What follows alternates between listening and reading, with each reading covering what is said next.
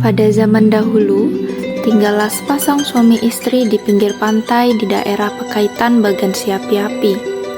Kehidupan mereka sangatlah sederhana. Sang bapak bekerja menangkap ikan, sementara sang ibu mencari kayu di hutan. Sejak usia 6 tahun, Alang sudah ikut berlatih silat di kampungnya. Karena ketekunannya berlatih, membuat kemampuan silatnya pun kian maju pesat sehingga dia disegani oleh orang sekampung. Setelah besar, Alang mulai menggantikan bapaknya pergi mencari ikan ke laut. Tidak seperti bapaknya, Alang menjual hasil ikannya ke daerah Pelabuhan Siak. Di sana, orang lebih ramai sehingga hasil tangkapan ikannya habis terjual. Pasar yang tadinya hanya ribut oleh suara orang-orang yang sedang tawar-menawar, tiba-tiba riuh oleh suara jeritan kesakitan. Ternyata pengacau-pengacau kembali mengganggu. Pengawal istana yang melihat perkelahian itu memandang kagum pada kemampuan silat Alang. Mereka pun melaporkan kejadian itu kepada Sultan dan membawa Alang menghadap Sultan.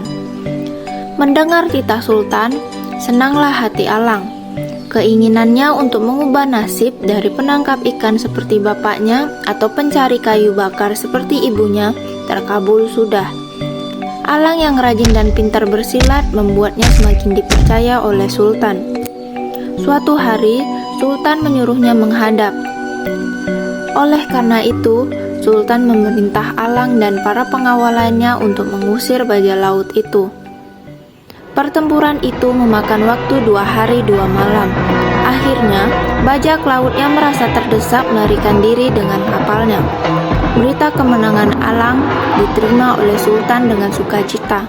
Sebagai rasa terima kasih, Sultan mengangkat Alang menjadi panglima di kerajaannya. Tugasnya yang banyak dan pangkatnya yang semakin tinggi membuat Alang tidak pernah mengunjungi bapak dan ibunya di kampung. Bahkan, pujian yang tidak henti-hentinya membuat Alang lupa diri. Dia menjadi sombong dan angkuh. Suatu ketika, sang putri yang sudah menjadi istri Alang hendak bermain-main menghibur diri. Alang yang sangat mencintai istrinya mengajaknya berlayar. Segala persiapan dilakukan. Setelah semua dipersiapkan, mereka pun berlayar di cuaca yang bagus. Tanpa disadari, kapal itu mendekat ke sebuah pulau. Dari jauh, terlihat pulau itu sangatlah menawan. Pohon-pohon kelapa tumbuh dengan subur. Pantainya berpasir putih. Melihat hal itu, Tuan Putri meminta kepada Alang untuk singgah di pulau itu. Alang resah mendengar permintaan istrinya. Dia tahu pulau itu adalah kampung halamannya. Alang khawatir penduduk kampungnya akan mengenalinya. Setelah itu, orang tuanya akan menemuinya. Dia malu kalau orang-orang, apalagi istrinya, tahu keadaan orang tuanya yang sebenarnya.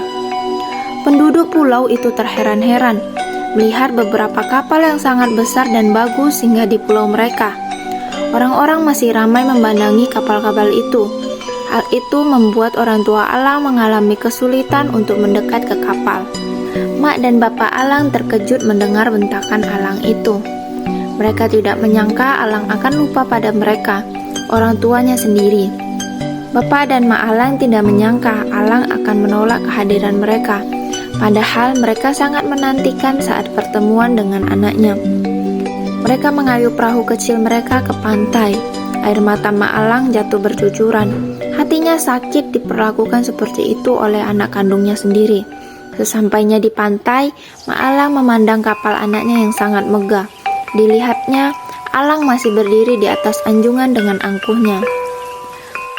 Mak Alang yang sakit hati kemudian mengutuk anaknya itu. Seketika, langit menjadi gelap. Laut yang tenang bergelora. Gelombang besar menghantam kapal Alang. Kapal itu terombang-ambing dipermainkan gelombang. Alang pun sadar bahwa hal itu karena dosanya pada orang tuanya. Dia pun berteriak memohon ampun pada maknya. Mak dan bapak Alang terpaku melihat peristiwa tersebut.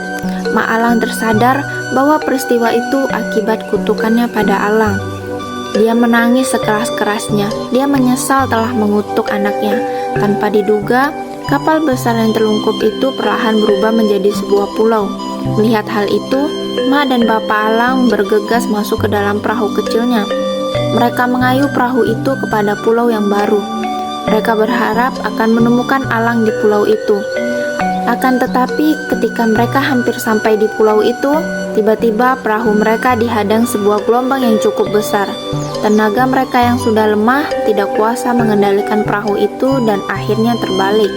Seperti halnya kapal besar yang ditumpangi Alang, perahu kecil itu akhirnya berubah menjadi sebuah pulau yang lebih kecil dibanding pulau sebelumnya.